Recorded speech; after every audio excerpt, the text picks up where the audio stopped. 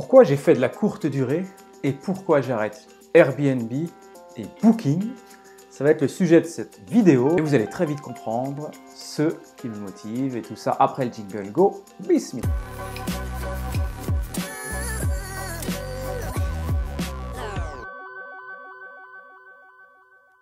Salam, salut, c'est Amarash, entrepreneur, investisseur en bourse, IMO et crypto. Donc sur cette courte vidéo, je vais tâcher de vous expliquer pourquoi j'arrête la location courte durée.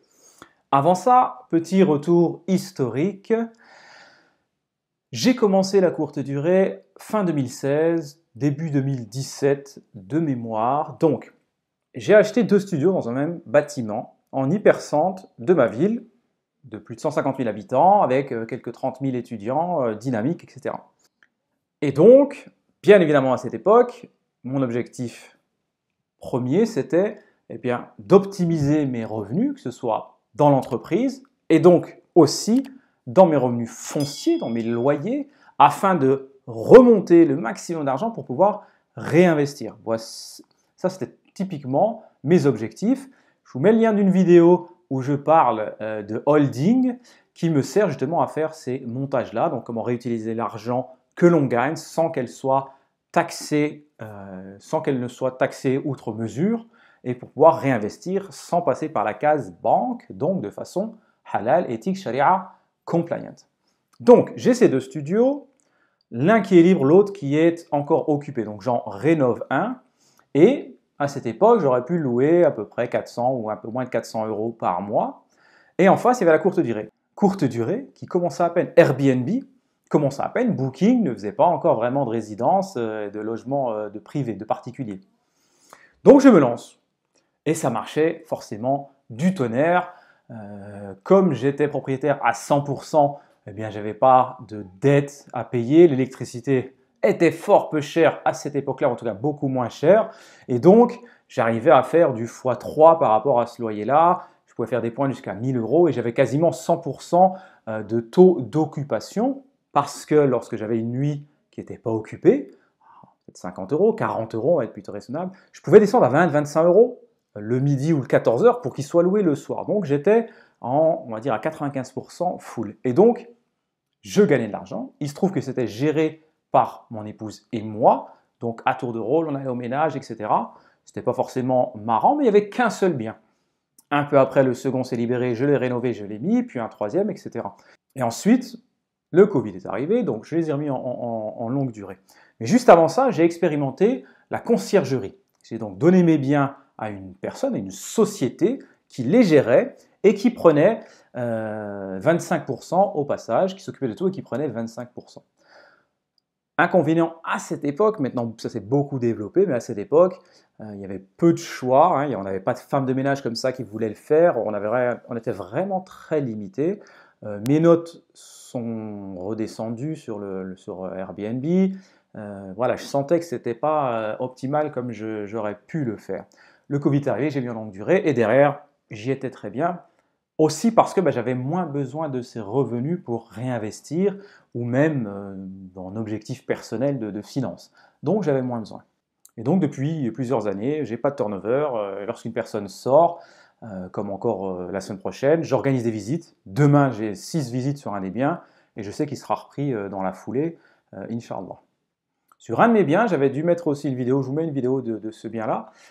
Je l'avais remis pour le louer en longue durée et puis 2 personnes ont demandé pour l'exploiter eux-mêmes en sous-location. On voit ça partout maintenant, la sous-location professionnelle. Je l'ai donné à une personne qui l'a exploité et j'avais plus rien à m'occuper, c'était cool. Ensuite, cette personne a souhaité se rapprocher de sa ville d'origine, donc j'ai récupéré le bien et je l'ai mis en courte durée. Je me suis dit, écoute, ça coûte rien, maintenant il y a des femmes de ménage, il y a tout, on devrait pouvoir optimiser et puis gagner plus d'argent en faisant beaucoup moins d'efforts qu'à l'époque, même si ça reste une activité autre que de louer en longue durée, bien sûr.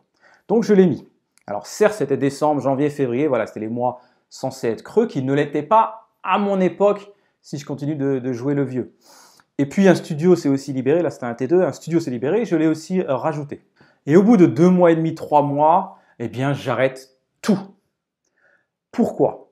Alors, mes raisons sont mes raisons personnels qui sont basés aussi sur ma situation financière personnelle, sur ma situation, ma tranquillité d'esprit personnelle. Voilà, c'est mes critères, c'est mes curseurs qui sont basés et ils ne s'appliqueront pas forcément à vous. Alors, première raison, le niveau de rentabilité, les charges. L'électricité maintenant, même sur un studio, alors c'est de la rénovation, donc forcément je ne suis pas en DPE, je ne suis pas A ou B, donc ça n'a pas changé. Les personnes qui louent, ils mettent à fond, ils n'en ont rien à faire de vous. Donc ils vont venir 3 jours, ils vont vous mettre le radiateur à fond. Donc du 150 €, ça va être un minimum que vous allez avoir. Et j'ai pas de dette, encore une fois, hein.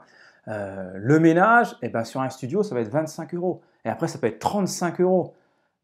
Donc ça fait vraiment des charges. Plus la box, je trouvais, alors en effet que c'est que sur 3 mois et des mois censés être courts, ça n'empêche que je n'avais pas l'impression de gagner de l'argent comme à l'époque où je pouvais créer des dépenses et il y avait plus ou moins toujours de l'argent. Là, ce n'était pas le cas. Voilà, quand la facture de la femme de ménage arrivait, en plus, vous ne louez pas tout le temps pour une semaine. Souvent, ça peut être pour 2 nuits, voire même aussi souvent une nuit. Vous louez une nuit pour 30-40 €, vous facturez, parce que vous pouvez tout facturer, donc vous facturez peut-être 20 € de ménage. Derrière, elle vous demande 25 €, plus toutes les charges. La rentabilité, elle est un peu moindre. En sachant que ces biens-là, moi, je les loue, les studios, en tout cas, 450 € par mois, sans rien faire, quoi. J'ai peut-être un coup de fil dans l'année pour venir dépanner quelque chose, donc ça reste très limité. Donc ça, c'est la première raison, c'est l'argent. La seconde, c'est la gestion de l'humain des personnes qui travaillent avec nous. Donc on va être avec Booking, avec Airbnb, donc on doit échanger avec ces structures, et puis échanger avec la femme de ménage qui nous remonte des problèmes. Donc c'est une charge intellectuelle supérieure, quoi, une charge mentale plutôt supérieure, dont j'avais pris plaisir à ne plus l'avoir. Et puis le troisième point qui est certainement le principal pour moi, c'est les gens, quoi. Les gens peuvent être très très chiants, quoi. Je vous mettrai des captures d'écran de commentaires et autres. Voilà, c'est pas possible. Ils accusent la femme de ménage qui n'a pas fait ce travail. Vous allez passer derrière, vous allez voir que c'est bien fait. On va vous dire que je sais pas, que les serviettes sentent le renfermé. Puis on vous dit que non. Puis finalement vous trouvez que oui, 2 mois après, il y a des choses qui n'allaient pas. Voilà, il y a une vraie gestion de l'humain. Donc ça vous fait une charge mentale. Les gens vont vous appeler pour rien. Alors oui, je peux ne pas répondre. Voilà, quand j'ai reçu un appel, j'étais au Japon, donc on peut tout automatiser, on peut laisser les gens se démerder. Ça reste compliqué. J'avais quand même beaucoup limité. Je n'ai pas automatisé tout. Je n'avais pas pris de channel manager. J'avais mis que 2 biens. J'en ai 2 autres qui arrivent. J'aurais pu en mettre, on va dire, 4. Et là, ça aurait été plus logique de mettre un channel manager. Mais encore une fois, c'est un avis personnel. C'est un raisonnement personnel. Mais voilà, toute cette charge des gens qui vont mettre des commentaires, mauvais commentaires pour rien, et le stress d'avoir, vous devez avoir des bonnes notes parce que sinon vous n'êtes pas mis en avant. Et en fait, vous êtes dépendant de ces structures et je déteste ce côté être dépendant. Le bien, il se libère, je veux le relouer, je le mets à une personne, c'est moi qui choisis. Si ça se passe mal, c'est de ma faute et c'est pas comme j'entends ci et là maintenant Airbnb qui vous coupe votre compte. Je dis ça et pourtant, je viens d'être, je suis redevenu tant d'années après super hôte sur Airbnb. Donc vous voyez, c'est pas si vilain. Mais voilà, c'est pour toutes ces raisons. Je serais curieux de savoir, pour ceux qui font ou ont déjà fait la courte durée, ce que vous en pensez. Est-ce que vous êtes d'accord avec moi? Si vous avez déjà fait arrêter, pourquoi vous avez arrêté? Voilà, je voulais être transparent parce que je vous montre que je l'avais fait, je vous montre que j'ai gagné plus d'argent, mais quand on fait l'analyse plus moyen terme, on se rend compte que voilà, l'effort pour le gain est limité. Encore une fois, c'est basé sur moi. Si vous avez 20 ans, que vous avez acheté votre premier bien et qui vous rapporte, qui vous permet de gagner 100 € de plus dans le mois, c'est bien, c'est même très très bien. Et même à mon âge maintenant, je ne crache pas sur 100 € par mois, attention. Mais moi, c'est dans les structures, dans des SCI, que ça remonte à holding. Ce n'est pas l'argent qui arrive dans mes poches où je me dis, ok, j'ai 100 € de plus pour aller faire un resto. Donc voilà, il y a toutes ces choses aussi qui permettent de nuancer.